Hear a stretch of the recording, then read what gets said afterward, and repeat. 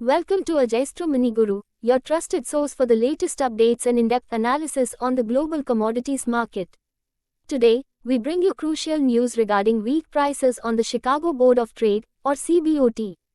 There has been a significant movement in wheat futures, reaching a 2-week high, and we'll delve into the factors driving this surge. The CBOT wheat market has experienced a notable rise, with prices climbing to their highest level in nearly 2 weeks.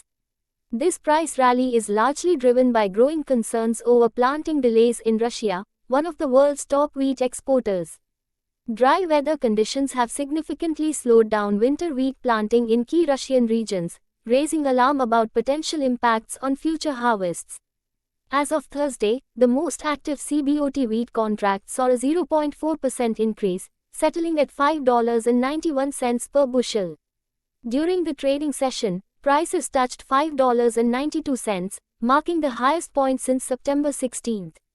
Now, looking at the situation in Russia, Sovesong, a leading agricultural consultancy, has reported that winter wheat sowing rates have reached their lowest levels in over a decade.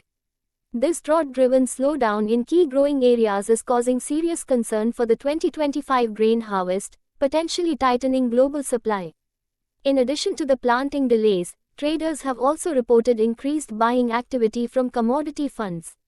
On Wednesday, these funds became net buyers of CBOT wheat futures contracts, adding further upward momentum to prices. With ongoing weather challenges in Russia and increased buying activity in the futures market, wheat prices are likely to remain volatile in the near term. We'll continue to monitor the situation closely and provide you with timely updates as market conditions evolve. Thank you for tuning in to Ajastro Mini Guru.